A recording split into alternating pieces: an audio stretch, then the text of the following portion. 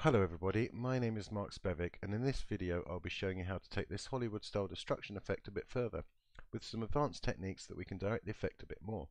We will look at making some more interesting broken shapes as well as refining the impact. So let's pop over into Houdini. So here in Houdini we can see the simulation from last time, and the things I want to improve is basically the impact here. If we look at when the car impacts, it just hits the wall and the bricks just explode off. There's no sense of stretchiness or ductility in the wall to suggest that the bricks are glued or concreted together. They just kind of explode apart. The other thing I want to affect or get more control over is the overall shapes that we're seeing when the bricks collapse.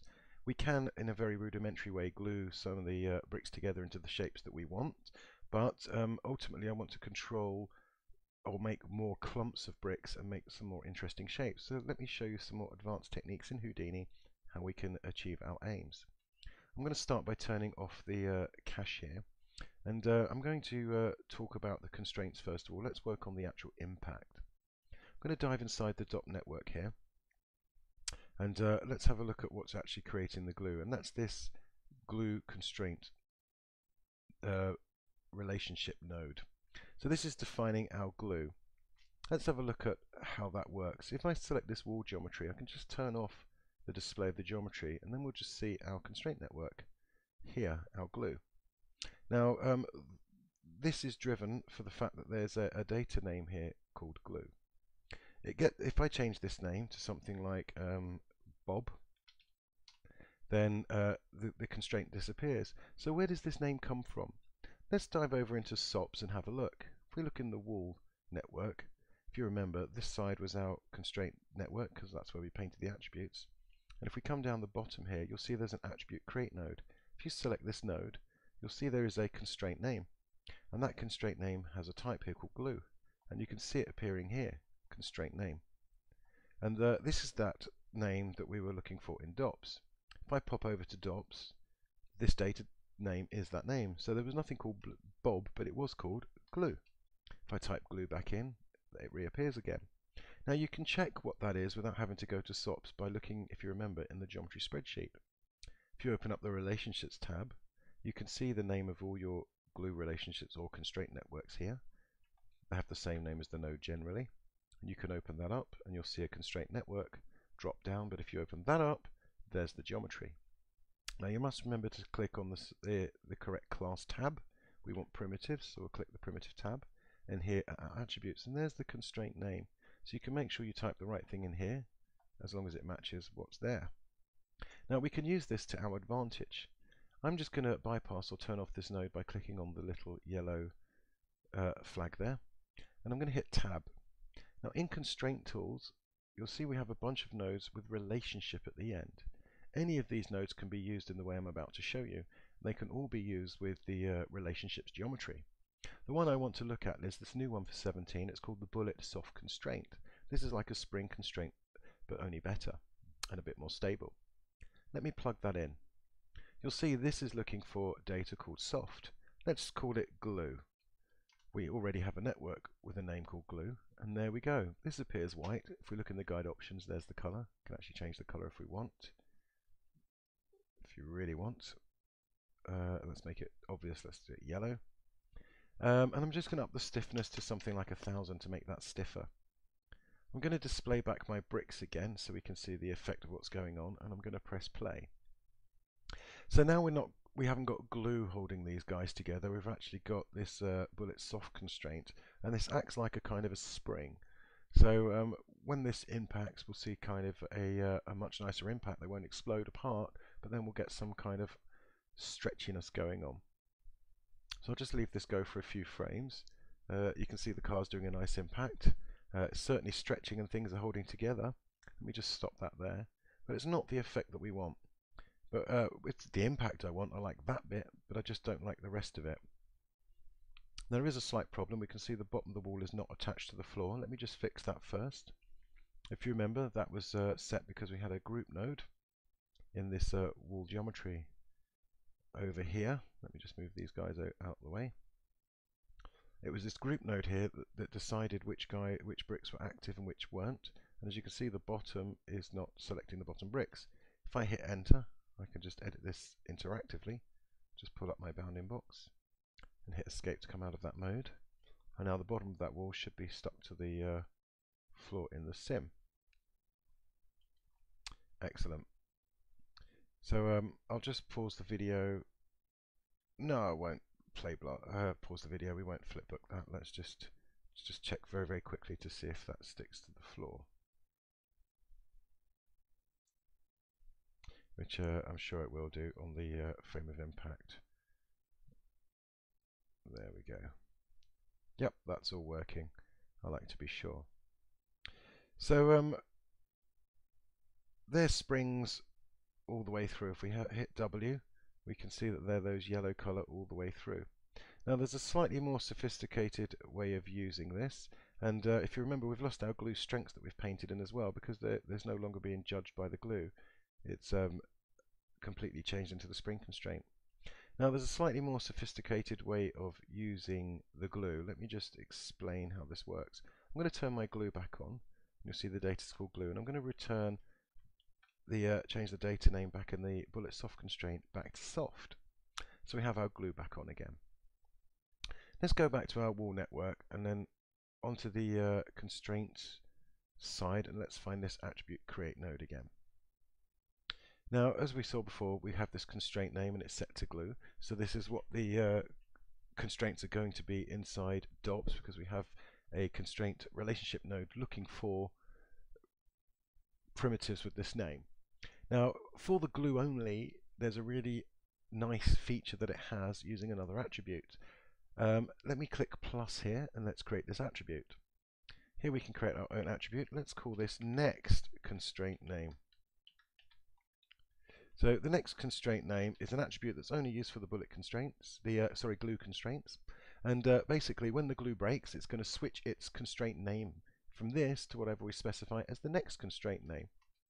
So in this case, we're going to set this to soft. So when the glue breaks, it's not going to disappear. Actually, it's going to switch into the soft constraint. The advantage of that is that the rest of the wall's glued, and it will keep our glue strength if we painted any of that in. Plus, we'll get a nice switch over on impact.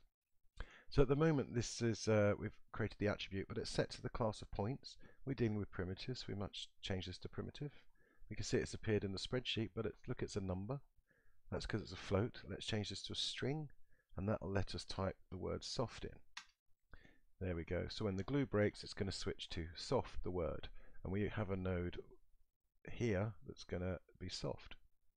So if this is working now, what you should see is when you press play, when the impact occurs, the glue will break, but it won't just disappear this time. It will get switched automatically into the soft constraint. So hopefully we'll get our nice stretchy impact. If I hit W to see that in wireframe, and you can see there's our patch of where we painted our glue staying glued together, and the rest has become springs around that. So now we're getting the best of both worlds. Not quite the effect that we wanted. We don't want the sort of rubbery wall effect. We kind of want the soft constraints to break. Let me just flipbook that very, very fast, and then we'll see how that looks. So how are we going to get these soft constraints to break? Well, for that we need to look at a slightly more advanced technique in Houdini. Now, let's understand a bit more about how DOPS actually works. When we run a DOPS sim, on the first frame we do evaluate these nodes like we do in SOPs, and we populate the spreadsheet here with data. But as we go through every other frame, these nodes don't update the data or evaluate like in other contexts of Houdini. What actually happens is these solver nodes take the data in the spreadsheet, do what they need to do, work out everything in the scene, they re-update the data for the next frame, and we see our simulation occurring. Now, since this is Houdini, we can get in there and we can manipulate this data in between the frames and run that new data to the next frame, which allows us to control anything and everything as the simulation occurs. One of the easiest ways to do that is for the use of a SOP solver. Down here we have a SOP solver already attached to our relationship network.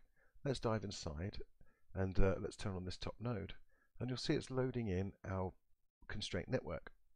I don't need this node, I'm just going to delete that for a minute. Now I'm just going to press play. The reason I'm pressing play is I want some of the glue to now have changed into the soft constraints. The reason is that the soft constraints have different attributes to the glue constraints. In fact, all the different constraint types have some unique attributes to them, and it's some of the soft constraint attributes I want to manipulate. So now that's played through a little bit and we have some soft constraints.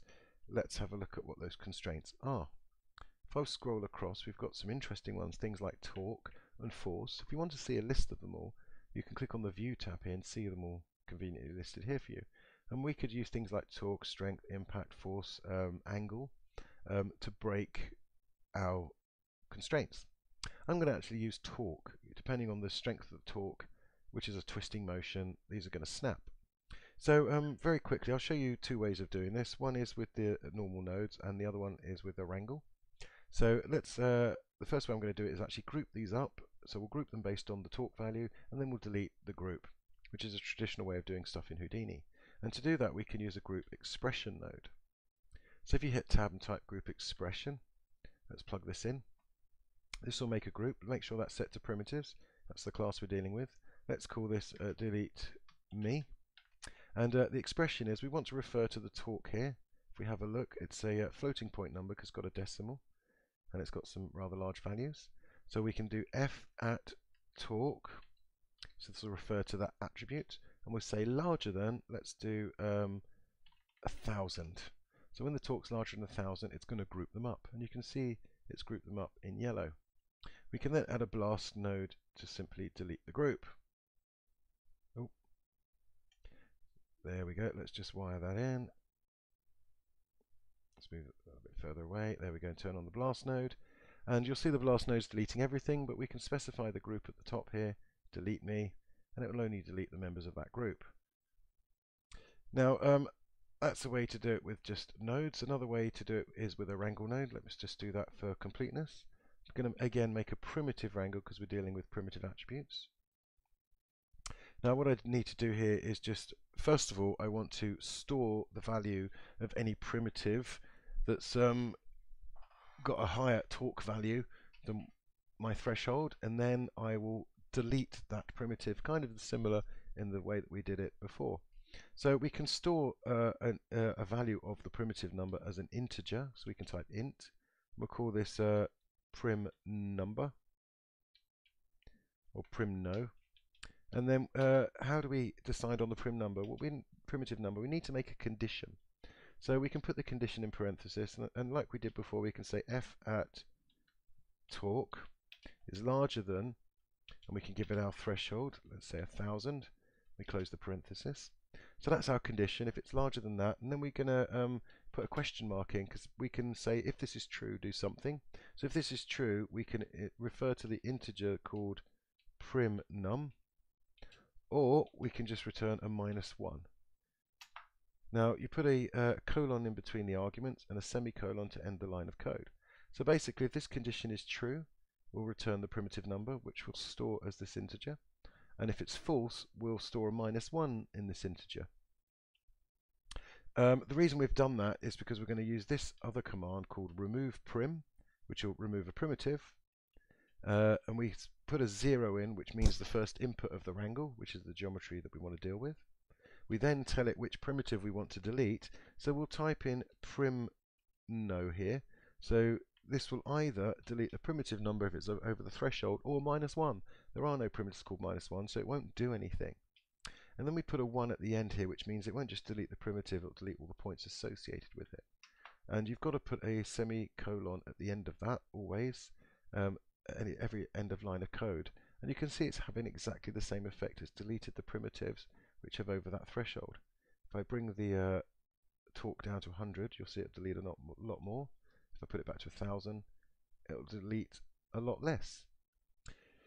We can actually control this with a slider. We don't have to keep typing the number in the code, which is a bit awkward. It'd be nice to have a slider down here. We can do that with this command, chf. So chf, this will make a channel for us, and a channel that's a float, hence the f. And we can put parenthesis here, or the brackets. So inside here we give it the name of the channel. Let's just call this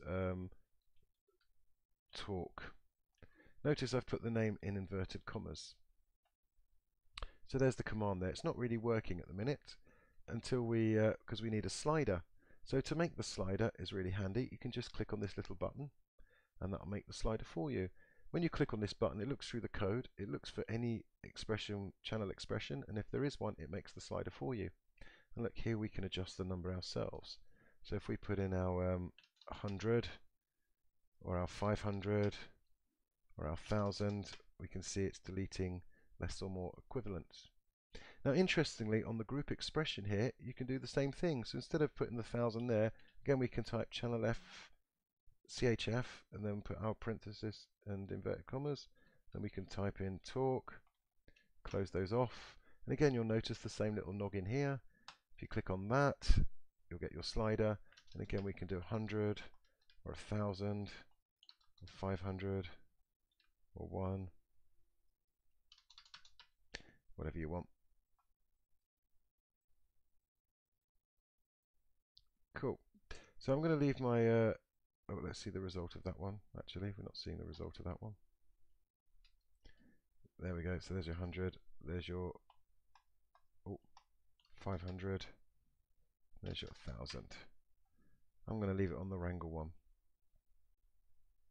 So yep, let's see the result of that. So now we've got, hopefully they're going to delete themselves when they've come over our talk threshold, which we left at 1000. So whereas before it was all stretchy, now on impact, we get our stretchy impact, and we'll see that some are breaking up. Some are not able to break up, and we get in these interesting, more interesting shapes, but not so many single bricks there. It's not so hard, easy to control sometimes, that one. Now if I dive back inside here, let's drop this threshold down to 500. Now it's a bit annoying diving inside and outside this network. A quick way you can keep these parameters for you is, if you've got a slider, that is, you can left drag the word into the viewport here. And look, you get a little slider. If I come up onto my .NET, the slider's still here. Now you can't edit the slider until you hit the special manipulator or this button here, and now we can adjust our value with our ladder, and we can change our talk value interactively without diving into the network. So there we go, we've made that a little less at 500. So again, we'll see some stretchiness at the first impact there, but then we'll see some bits staying together like we did before.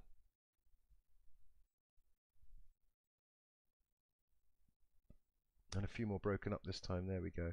A lot more single bricks, and the bit that we painted is staying stuck together there. So that's kind of a nice, interesting effect.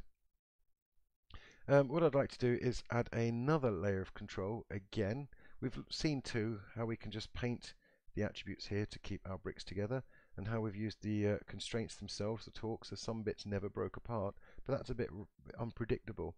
Let me show you a third way that we can control the way that this wall breaks up. I'm going to go back to the wall network and come right to the top to my original wall geometry. So let's have a look at see what this geometry actually is. Now there's a nice way to preview this geometry by hitting tab and type exploded view. If we drop that in and turn it on, we can see that this previews all our separate pieces apart from each other. You can adjust the scale, which brings them in and out, and we can see it is made up of a bunch of individual bricks. Now what I'd like to do is create or group these together without using the glue, and we can use again another new feature of Houdini 17. If you hit tab and type RBD cluster, we can create an RBD cluster node. Let me just plug that into my exploded view, and we'll see that it clusters together, or it groups together bunches of our bricks. Now this is very simple. It creates a point attribute called cluster, which you could make yourself, and anything with the same value gets treated as one chunk. Just going to turn off random detach for a minute so we can see the noise pattern, and it's basically a black and white noise pattern.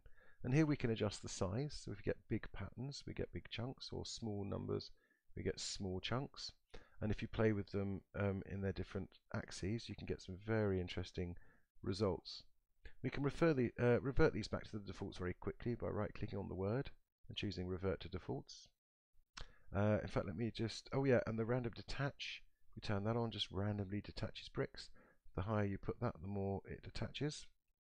And the lower you put that, you can get some nice little bit of variation over the top of things there. Let's look for something like this. And I'm going to reduce my size I only want sort of two groups, 3, 4 bricks. So let's keep reducing that down. Oh, something maybe 0.23, 24, 25, something like that. So we've got some nice clumps of a couple of bricks here and there, some nice shapes, and some single ones breaking off. Now, let me just connect that into these other branches. Now, there's a slight problem with doing this. Now that I've created these clusters, I've actually created a new constraint network for them. And since I've now created a new constraint network, my paint doesn't work anymore because it's all been shuffled up. So I'm going to have to repaint my my glue here, my glue strength. So I'm going to go to the background color and click Apply All. So everything's weak, and I'm going to go to the foreground. Don't forget to hit Enter to bring up your brush, and use Shift to scale the brush. I'm just going to again paint around the edges like before to keep those in place. Wanted to keep a little bit of that there. Let's keep our little blob of a brick section there that we wanted before. Let's see how this might look. Don't forget to turn on your DOP import node so you can see the result of that here. And there we go.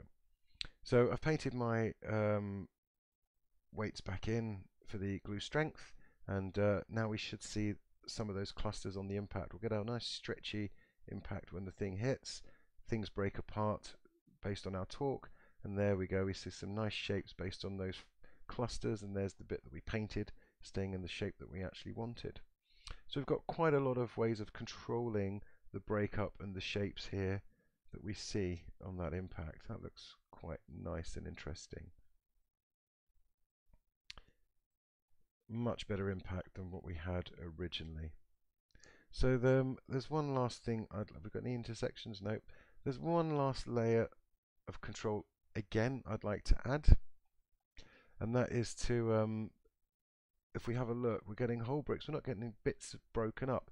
If a car does impact a wall, we'd see some of these bricks actually shatter and break. So let's add another layer of detail again. You know, we've got big chunks of bricks here that we've painted, smaller chunks we've used clusters for. Let's actually get some of these bricks to break on impact. We can actually use a shelf tool for this, and it's a really nice, useful one. If we go to the Rigid Body Shelf tab, we scroll across to the right here, you'll see we have Make Breakable. Make sure nothing is selected, click on Make Breakable, select your wall, and hit Enter, and this will create a Voronoi Fracture Configure object node for you. Now I just want to change some settings here. The first one I want to change is this minimum volume. It basically voxelizes your chunks before it can scatter the points. If it doesn't work, make sure this is small enough that it does work. We also have a maximum and minimum impacts. Let me increase the maximum impact threshold up a lot, so even the most highest impacts will break these bricks. And let's see the effect of that. If I just press play, we can tell if it works, because as soon as it impacts, it'll go a bit slow. But what this will do, it'll interactively break some of the bricks, or procedurally break some of the bricks based on the forces, so we don't have to do much. There you go, that's taken a little second or two at the impact point, which is always a good sign. There's our stretchiness. If I just stop this for a second, we can turn on wireframe unshaded. This is great to preview actually your fractures. If I go back a little bit, there we go. You see at the point of impact all these fracture lines where these bricks have broken because the impact was higher than 50 and less than this number. If I go through again, we can see that we're getting some very interesting non-brick shapes where some have been shattered in half and some have been broken into a lot more interesting shapes.